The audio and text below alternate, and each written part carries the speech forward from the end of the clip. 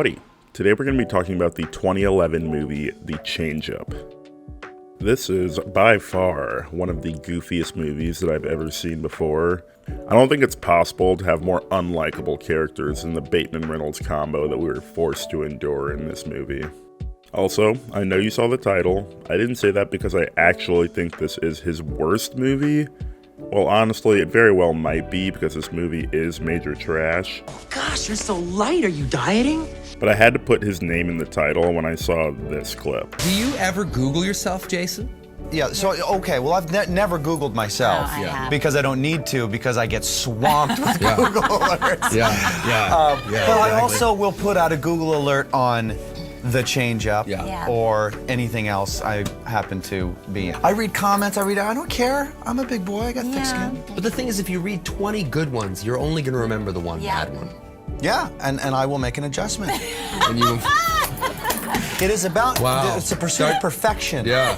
Start blogging about Bateman now, folks. Whatever you want me to do, I'm gonna do it. Yeah. Hi, Jason. I really loved you in Ozark.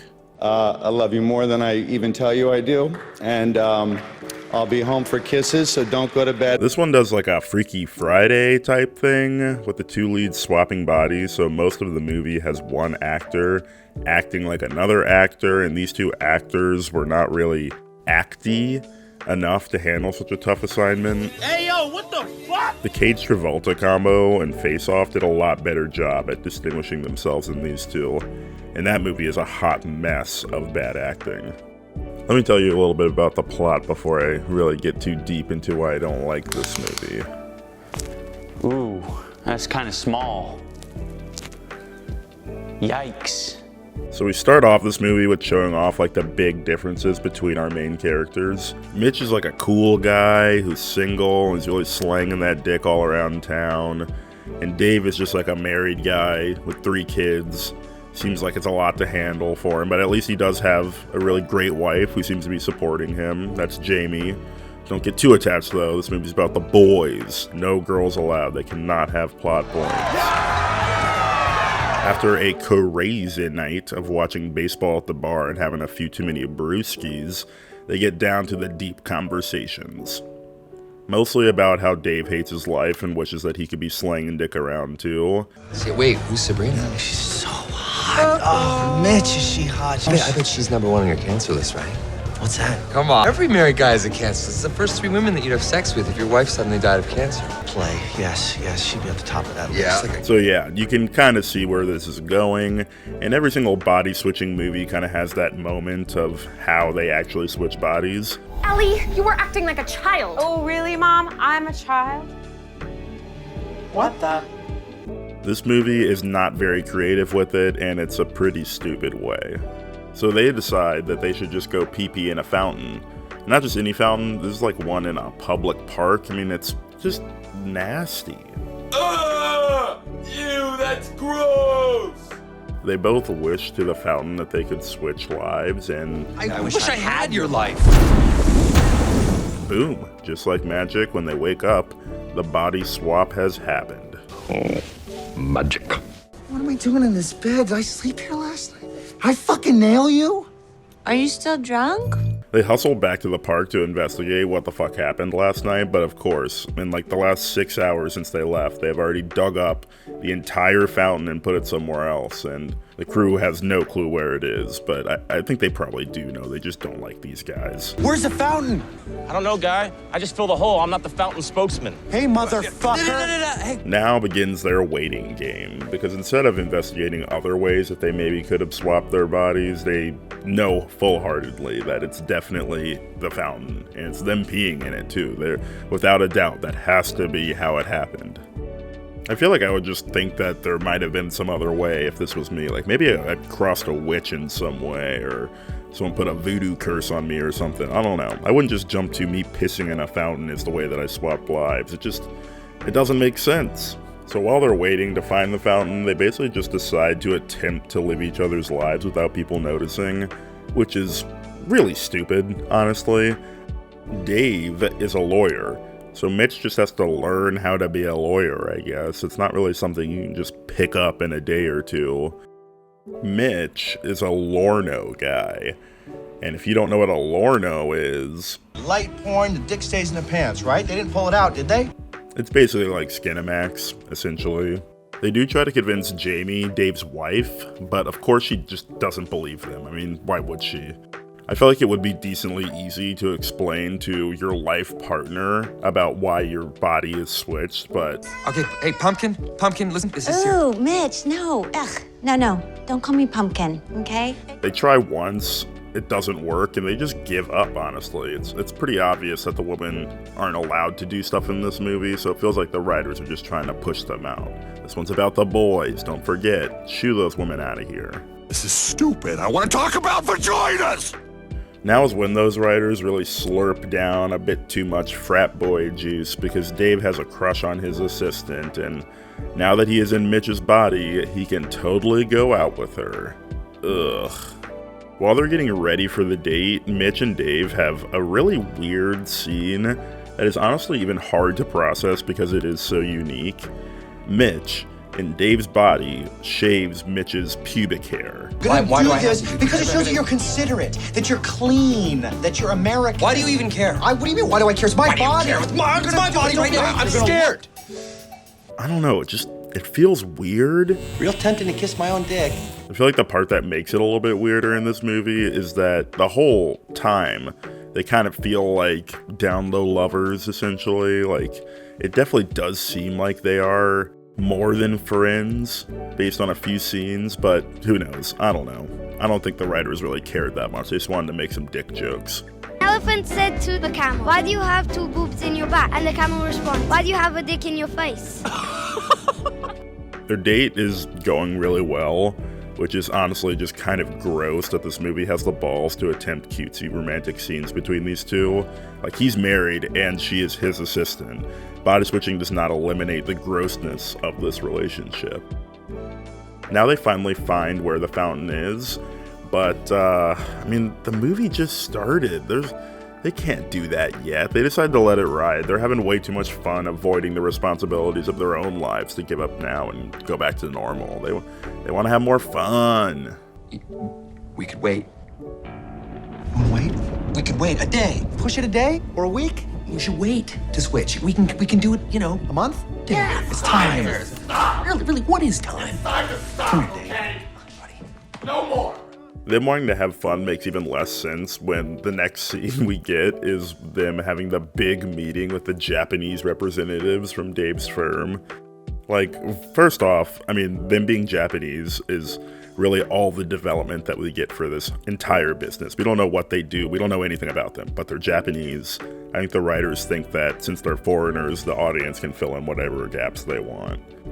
But like, Dave, why don't you want to be at this meeting? This is how you become partner at your firm. You're just going to trust Mitch to handle this. The guy who has never really even had a job. He's just a Lorno guy. Like, why do you think that he can handle this massive deal? But of course, it's a movie. So despite Mitch not knowing anything about law 1 week ago, he gives a big speech to the team to stop them from accepting this lowball offer. And he does this by comparing the business deal to what is essentially just sexual assault and pornography. Fuck that noise. We're not quitting. I beg your pardon? Listen to me. It's just like trying to fuck a Catholic girl who keeps saying, no, I don't want to. I'm really, really drunk and you're circumcised. But she keeps on making out with you. She's not leaving your Fiero. It means she really wants to. It's just, this movie's crazy. I cannot believe that this is the direction that they went with it. And they did it kind of seriously, too. Like, there's a few tongue-in-cheek moments in this movie, but this isn't really one of them. Like, this really is like that motivating speech, but... That's fucking illegal. So yeah, it works, and like literally immediately, right after this meeting, they have the gala set up for him. Like, I guess they knew that this deal was going to work out because they have already prepped this massive celebration that is all in Dave's honor, essentially. Like, they're really gassing him up, really talking about how many family values that Dave has, even though he does not actually have these family values. This really pisses off Jamie for obvious reasons, and even makes Mitch feel sad that he's getting praised for things that he didn't earn. And meanwhile, during this great praise moment for Dave, he's with his assistant, They're out on a date at a baseball game. This is the worst. It's pretty great how wild this movie gets. And yeah, they're doing other romantic things, and she really just puts it all out on the table. Do you want a drink or something? No, it's okay. We'll have one after. Oh, okay. After what? Relax, Mitch. You're gonna get laid tonight. This totally works though, but he gets cold feet when things start getting heavy and pulls out of the deal. Got him. It's honestly surprising that they even put this in. I would have liked this movie more if he just leaned into the bad guy persona that he's been exhibiting the entire movie and stayed consistent. Duh. So yeah, right after pulling out, he rushes over to the gala, and Dave, in Mitch's body, runs up to Jamie and kisses her. Is she kissing the wrong guy? I know it's weird, just go with it. This would be a really tough one to explain after all this shit settles. This finally convinces Jamie that they did actually switch bodies. Doesn't really make sense that a physical move would be the thing that changes it, but whatever. And it also motivates these dum-dums to finally go to the fountain and try to switch back. So they got the address, but of course, to make the movie more dramatic, they didn't look up what that address was at all and just hustle on over there. And of course, to add a little bit of excitement, it's right in the middle of a packed mall. Like, the timelines in this movie just make no sense. Like, the gala happens so quickly, but the gala, it's probably at nighttime, and then they hustle out after the gala to the mall, and it's packed with, like, kids and families and stuff. Like, shouldn't it be, like, 9, 10 p.m. right now? The mall is closed. Jesus Christ, like the whole city's in here tonight. So they finally piss into the fountain after a very, very vapid, I have learned to respect you type moment. By the way, why didn't you invite me to your anniversary party? Huh? Are you embarrassed of me? I'm sorry. Yeah, I was. But I'm not anymore. I feel real bad about that, but can we talk about that another time? There's a Girl Scout staring at my penis. Eventually. One, I wish I had a bottle like that! Nice! Go this way! I'm peeing all over. So now, for some reason, Mitch, who is back in his own body, starts dating Dave's assistant. Which, like, what? That just makes no sense to me. These two are essentially strangers, but whatever. I guess you gotta close the loop somehow, and now everybody gets a happy ending. Even though Mitch and Dave's bitch asses definitely did not deserve it. Woohoo! Movie over. Jason Bateman is playing the same Bateman bitch man that he plays in every single movie that he's in. There's just no getting him away from the wet blanket dad personality that exudes out of his pores. Being a dad is something I've always wanted to do, and he's such a weird actor because although it worked really well in Ozark and Arrested Development, all of his roles feel exactly the same, and it's getting super repetitive at this point. We have all the shit that you're doing. We already have it. He's never bad, but it's always the same. Dodgeball might be the only distinct character that I can think of at the moment. It's a bold strategy, Cotton. Let's see if it pays off for him. I did really like him in Hancock and Game Night, though. But even with these very entertaining roles, it's impossible to distinguish a difference between these characters. In this movie, we get another fistful of the norm, but when he's trying to pretend to be Ryan Reynolds, who definitely has a very distinct way that he talks. The style of dancing that Uncle Mitch likes involves a big shiny pole and a broken woman with daddy issues. She wants to unroll that rubber at the bottom of her purse she put in there 3 semesters ago. It falls really flat. Just saying slurs and curse words doesn't make you look like a funny guy trapped in a lawyer's body. It just makes you look like Michael Bluth after he's had a few drinks. It's really, really hard to notice the change in personality that supposedly takes place when the switch happens with the performance that Jason Bateman delivered here. It's not good enough, and it kind of muddies the whole plot a little bit.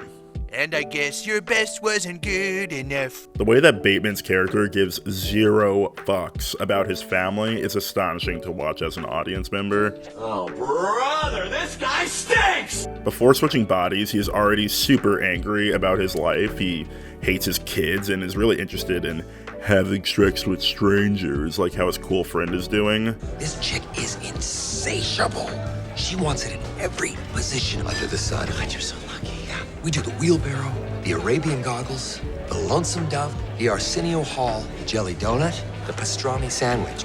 What? I don't even know what these are. You're married, Dave. I missed all the sex and the drugs and the bad choices, and I just fucking rushed it, didn't I? Wasn't I rushing? You were busy. I met Jamie, we got married, we had Cara, and that was it. I pissed away my 20s. Right now, it's too late.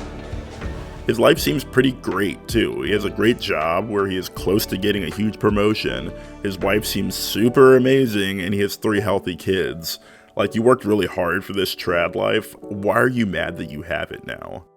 After switching, though, he gets even worse. Oh my god. Yes. I'm sorry. Of course he's trying to fuck other women, that's really no surprise. But the way that he gives no fucks about his wife and kids is just insane. You would think that he misses them, but that basically never comes up at all during the switch. He's happy to be away from them, and like, he doesn't want to go back. For them to dangle any sort of resolution between Bateman and his family, with the way that he's treated them so far, is just so gross. It leaves you feeling like the bad guy won, because he deserves the worst, and is being given the best. I hate it. Oh, Jesus. Gross. Ryan Reynolds was a lot worse than normal in this movie. I usually love his work because even though he plays the same funny guy character, it's good enough that it pushes him to the top of like sarcastic, likable dickweeds that flood Hollywood comedies these days. There's so much about him that is super charming, and it's fine that his comedic flow is so repetitive in his roles because he's really good at it. But whenever there is a Ryan Reynolds movie, he's either going to be funny guy Ryan, who cracks wise and curses a lot, or serious Ryan, who saves the world, or is a good dad. I really love the funny Ryan. Van Wilder and Waiting are classics that High School Musical was obsessed with. But he even had less stupid comedies that were also great, like The Voices. He will kill again. You hear that, punk? No. You're a killer. God. A serial killer. I don't want to be a killer. You're a stone-cold murdering maniac. The Deadpool movies are probably the best example of his charisma. He really lets loose in those movies and does a great job with it. He's so funny in these movies. Oh, hello. I know, right? Whose balls did I have to fondle to get my very own movie? Serious Ryan is just mid for me, though. His action roles like The Atom Project, Red Notice, Six Underground are just movies that could have him replaced by any other hot guy in Hollywood. He's not bad in them, but I just don't really care about these movies very much, and he's super forgettable in them. Except for Green Lantern. It's super stupid, but it's a fun time. I really wish that they would have kept going with this character. Oh my god, Hal! How did you know it was me? What do you mean? I've known you my whole life. I've seen you naked. You don't think I would recognize you because I can't see your cheekbones? Why are you glowing? What the hell is with that mask? Came with the outfit. This movie makes it a great decision to give us that funny Ryan, but then they just snatch it away from us right when the switch happens. A very rude move to leave us with serious Ryan in a movie that doesn't involve high stakes or aliens. What are you doing here? I am plowing the crap out of this chick around the corner, and now we're gonna have dinner. We're gonna make some scallops, and then it's gonna get ugly. This chick is a mess. Ryan Reynolds pretending to be Jason Bateman is just boring. There's really nothing fun about it. He's just a character now. He's just a guy. I just don't care. I'm here to tell you right now, we don't care. Let me tell you, we don't. Ryan Reynolds' character of Mitch was alright. He's supposed to be a fuck up, so when he continually fucks up and has a fucked up lifestyle, it's not really a surprise.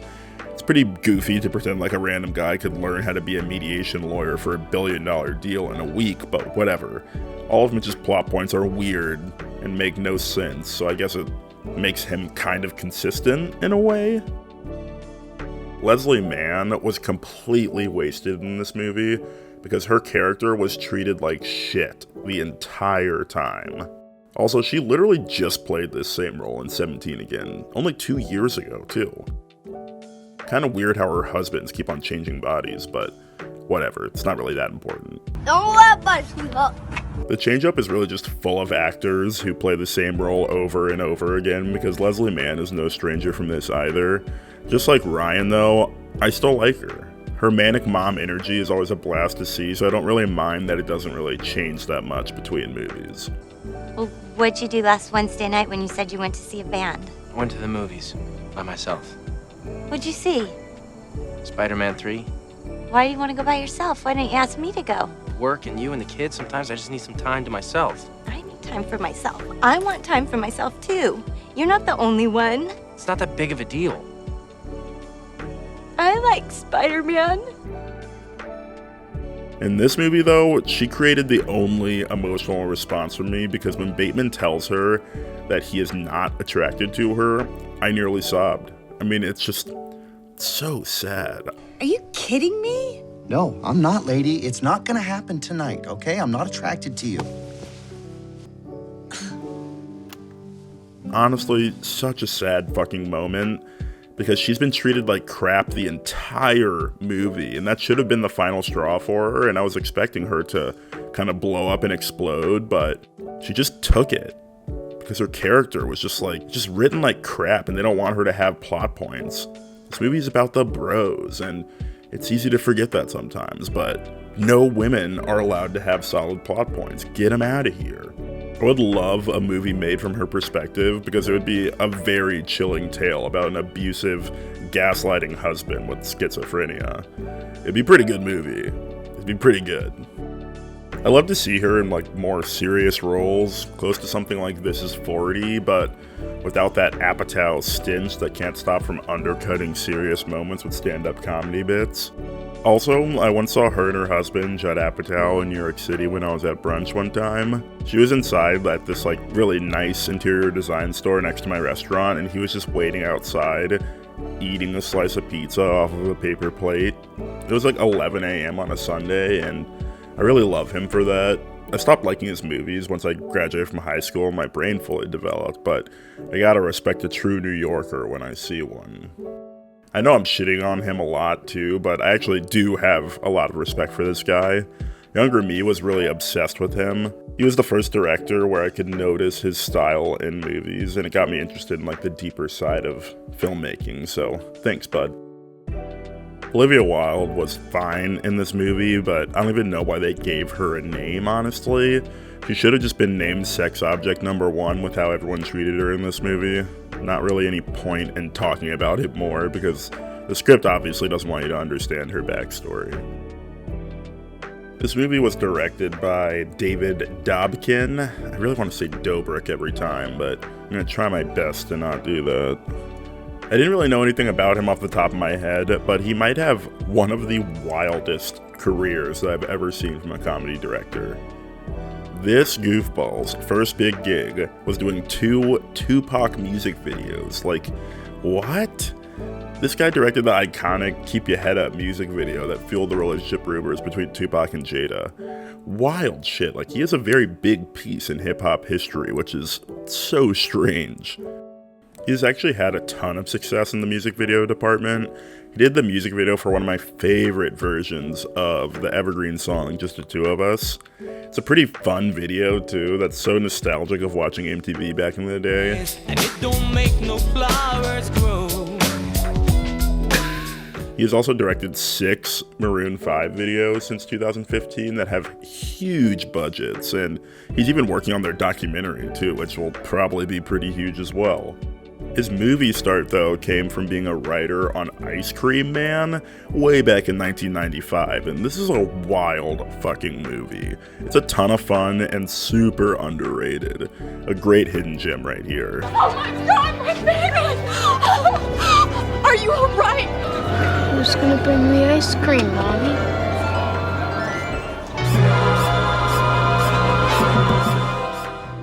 His first movie that he directed was Clay Pigeons, which has an all-star cast and was the first movie from Ridley and Tony Scott's production company that they didn't direct. Pretty big boots to fill in, and he honestly kind of succeeded. This is a super solid directorial debut. It's a good movie. How'd you hook up with her anyway? Looking for a little bit of the shush, the bad, and there she was, you know, just, I'm sorry your dad treated you like that, that's awful. Next thing I know, here we are. Shanghai Nights was his second movie, and it had a massive fucking chonker of a budget with $50 million, and it's definitely like a stupid movie, but for a sequel, it's pretty good. It hasn't aged well. I mean, come on, obviously it hasn't, but still a solid movie. Do you want to try the position on page 37?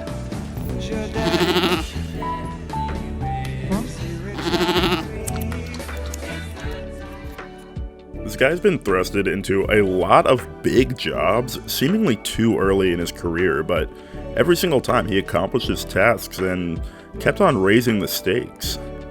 Wedding Crashers? Yeah, I'm sure you've heard of it.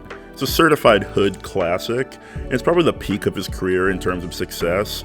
It's absolutely insane that this movie made $288 million and was the first R-rated comedy to make over $200 million. This movie really was the comedy of the mid-2000s and really revitalized the R-rated comedy genre into the mainstream, and honestly, it deserves it. Death, you are my bitch lover! Todd, that's good! Tell that mean ocean! I can definitely say that this movie is by far the worst thing that he has ever done in his career. You could say it's maybe even the only bad thing that he's ever done in a very long, consistent career of doing very well. Even though I have been rightfully tearing this movie apart for its massive flaws, David Dobkin is a good director with this shit smudge of a movie barely tarnishing a very strong resume in comedy filmmaking. Also, another little bitty fun fact for you to bring up at the next party you go to, David Dobkin went to high school with Spike Jonze. They were even in the same grade too. Small world, huh? No, not that Spike Jonze, the other one, come on. Somehow, this movie cost $52 million fucking dollars to make, which honestly makes no sense to me until you realize that the company responsible for producing it is Relativity Media, which was founded by this douchey bozo, Ryan Kavanaugh. Oops, oh, my bad. Yeah, there we go, that's him. Sorry, I get those two mixed up sometimes. It only made $72 million too, which is barely enough to break even, if that. Oh, that's hot. That's hot. This movie is just trash to the core. There's a few funny bits here and there, but not nearly enough to see through the massive red flags that plague this movie. Business is like sex. Yeah. That's about all I have to say about this one, though. Loser! You're a loser! Are you feeling sorry for yourself? Well, you should be, because you are dirt! See you next time. You make me sick, you big baby! And hey, maybe subscribe if you want to. Leave a like. Maybe some comments. I don't know. Tell me what you thought of this movie.